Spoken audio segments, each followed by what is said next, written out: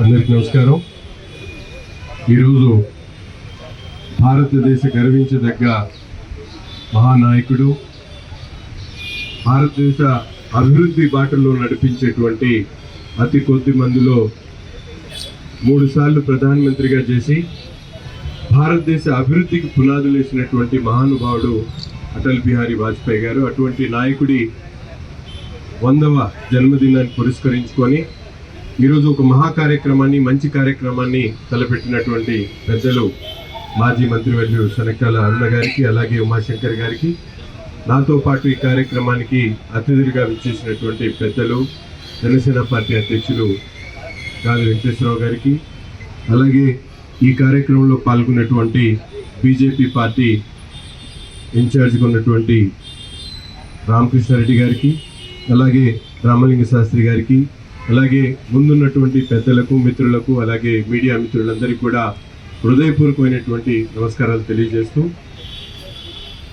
స్వాతంత్రం వచ్చిన తర్వాత భారతదేశంలో అనేక మంది మహనీయులు భారతదేశ అభివృద్ధి కోసం అనేక రకాలుగా కృషి చేసినటువంటి పరిస్థితులు ఉన్నాయి.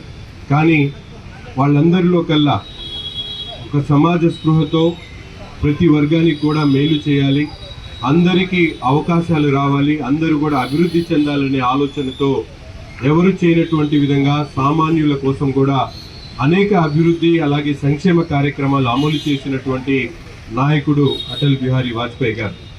ఆయనకిచ్చినటువంటి ప్రతి ఒక్క అవకాశాన్ని కూడా పేద ప్రజల కోసం, భారతదేశ అభివృద్ధి కోసం ఆయన చేసినటువంటి మహా ప్రస్థానం, ఆయన చేసినటువంటి కార్యక్రమాలు, ముఖ్యంగా నేషనల్ కోఆర్డినేటర్ కానీ, సర్వశిక్ష అభియాన్ కానీ, అలాగే NHTP కానీ, అవన్నీ కూడా అప్పటికి ప్రజల్లో అవగాహన లేనటువంటి అంశాలని కూడా పెద్ద స్థాయిలో, ఏదైతే ఎవరు ఆలోచించినటువంటి విధంగా జాతీయ స్థాయిలో ఉన్నటువంటి మహానగరాలతో పాటు ఒక రాష్ట్రంలో ఉన్నటువంటి అన్ని నగరాలు కూడా కలిసేటువంటి విధంగా నేషనల్ కోఆర్డినేటర్ రోడ్ ప్లాన్ని తీసుకొని వచ్చి ఈ రాష్ట్రంలో ముఖ్యంగా ఈ రోజు అభివృద్ధి జరుగుతూ ఉందంటే దానికి పునాదులు ఆ రోజు అటల్ బిహారీ వాజ్పేయి గారు చేసినటువంటి నేషనల్ కోఆర్డినేటర్ ప్లాన్ అని నేనైతే పూర్తిగా నమ్ముతా ఉన్నా.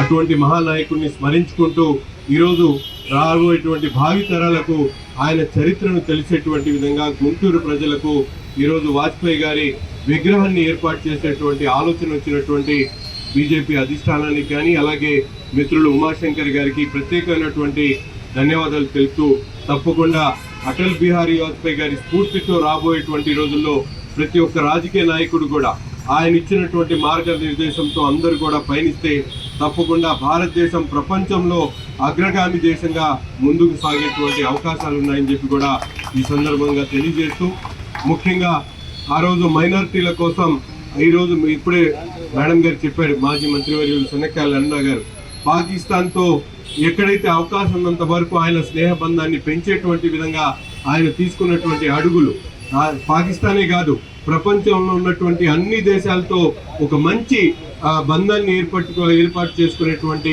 ఒక ఆలోచన కలిగినటువంటి నాయకుడు మన అటల్ బిహారీ వాజ్పేయి గారు. ఈరోజు దేశంలోనే అటువంటి మహానాయకుడు ఎవరు ఒక్కడు కూడా లేనటువంటి పరిస్థితులు. అటువంటి నాయకుడి గురించి మనం ఎంత చెప్పుకున్నా తక్కువే. తప్పకుండా మనందరం కూడా అటల్ బిహారీ వాజ్పేయి గారి ఆదర్శంగా ముందుకు సాగుదామని చెప్పి తెలియజేస్తూ ఈరోజు నాకు అవకాశం కల్పించడానికి ధన్యవాదాలు తెలుపుతూ సెలవు తీసుకుంటాం. మేము బీజేపీ తరఫున బాధపడుతున్న సందర్భంలో 1వ నియోజకవర్గ బీజేపీ పార్టీ నడుం కట్టి ఈ విగ్రహాన్ని ప్రతిష్ఠించడం చాలా సంతోషకరం. చాలా వారందరికీ కూడా అభినందనలు తెలియజేస్తున్నాను. వాజ్పేయి గారి గొప్పదనం ఏంటి? ఆయన పువ్వు పుట్టగానే పరిమళించింది అన్నట్టుగా పుట్టుకతో నుంచే చిన్న వయసులోనే ఎవరం కూడా చదువుకోవాలి, మనం సంపాదించుకోవాలి, గొప్పవాళ్ళు అవ్వాలి, పెళ్లిళ్ళు చేసుకోవాలనుకుంటాం.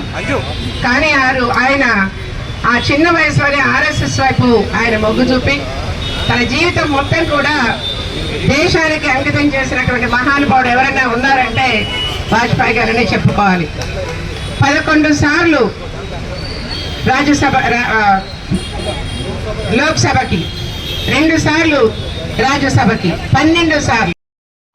కానీ రాజకీయాలంటే అధికారాన్ని పెట్టుకుని సంపాదించుకోవడానికి కాదు అనేటువంటి వాళ్ళలో మొట్టమొదటి నిలిచేటటువంటి వ్యక్తి వాజ్పేయి గారు. సో ఖచ్చితంగా అలాంటి వాళ్ళకి భౌతికంగా మన మధ్యన లేకపోతే భౌతిక మరణమే కానీ వాళ్ళకి మానసిక మరణం ఉండదు. ఈ భూమి ఉన్నంతకాలం, మనుషులు ఉన్నంతకాలం, ఈ రాజకీయాలు ఉన్నంతకాలం కూడా ఖచ్చితంగా మన మధ్యన ఉండేటటువంటి వ్యక్తుల్లో మహానుభావుడు వాజ్పేయి గారు కనుక మరొకసారి జనసేన పార్టీ తరఫున ఆయనకి నివాళులర్పిస్తూ జోహార్ వాజ్పేయి గారు, జోహార్ వాజ్పేయి గారు, జోహార్. అందరికీ నమస్కారం అండి. ఈరోజు వాజ్పేయి గారి శత జయంతి సందర్భంగా నా సెంటర్లో ఆయన విగ్రహావిష్కరణకి విచ్చేయడం జరిగింది. నిజంగా శత్రువు ఎరగని మహానాయకుడు, కవి, రచయిత. ఆయన రచనలతో ఎంతోమందికి స్ఫూర్తిగా నిలిచారు. ప్రధానిగా మన భారతదేశానికి అందించిన సేవలు ఎంతో గణనీయం. ఏ ఒక రాజకీయ నాయకుడికి ఎక్కడో ఒక చోట ఒక శత్రువు అనేవాడు ఉంటాడు. కానీ ఎక్కడా కూడా ఎవరు కూడా వాజ్పేయి గారు అని అంటే ఒక చిన్న మచ్చని కూడా చూపించలేని ఒక అద్భుతమైన వ్యక్తి. నాకు కోల్పోవడానికి ఏమీ లేదు అని చెప్పి చాలా ధీటుగా, ధైర్యంగా మన భారతదేశంలో ప్రధానిగా మెలిగిన గొప్ప వ్యక్తి. అలాంటి వ్యక్తి ఎందరో నాయకులకి, నేటి నాయకులకి స్ఫూర్తిదాయకంగా నిలుస్తారు. భావితరాలకు కూడా ఆయన జీవితం మొత్తం కూడా స్ఫూర్తిదాయకంగా నిలుస్తుంది. అలాంటి ఒక గొప్ప వ్యక్తి విగ్రహాన్ని వాళ్ళు ఆవిష్కరించుకోవడం నిజంగా ఆనందం. ఉమాశంకర్ గారిని ఈ సందర్భంగా కృతజ్ఞతలు తెలుపుకుంటూ, ధన్యవాదాలు తెలుపుకుంటూ సెలవు తీసుకుంటున్నాను. సుపరిపాలన దివస్ పేరుతో గౌరవ అటల్ బిహారీ వాజ్పేయి గారి జన్మదినాన్ని ఎంతో ఘనంగా నిర్వహించుకోవడం జరుగుతూ ఉంది. ఈరోజు ముఖ్యంగా గుంటూరు పట్టణంలో అటల్ బిహారీ వాజ్పేయి గారి విగ్రహాన్ని ఏర్పాటు చేసినటువంటి ఉమాశంకర్ గారికి, బీజేపీ నాయకత్వానికి హృదయపూర్వకంగా ధన్యవాదాలు తెలుపుతూ, భారతదేశ అభివృద్ధి బాట వేసినటువంటి మహానాయకుడు అటల్ బిహారీ వాజ్పేయి గారు. సుదీర్ఘకాలం పాటు పార్లమెంటరీగా 10 సార్లు లోక్సభకు ఎన్నికైనటువంటి అటల్ బిహారీ వాజ్పేయి గారు స్వాతంత్ర పోరాటానంతరం ఉన్నటువంటి ముఖ్య నాయకుల్లో ఒకడుగా భారతదేశం గర్వించదగ్గ పనులు, ముఖ్యంగా నేషనల్ కోఆర్డినేటర్ ప్లాన్ కానీ, అలాగే సర్వశిక్ష అభియాన్ కానీ, అటువంటి మహోన్నతమైనటువంటి కార్యక్రమాన్ని రూపకల్పన చేసి భారతదేశంలో అభివృద్ధికి బాటలేసినటువంటి నాయకుడిని స్మరించుకోవడం ఎంతైనా అవసరం ఉంది. ఈరోజు ఎన్డీఏ కూటమి ప్రభుత్వం అదే ఆలోచనలతో, అదే విధానంతో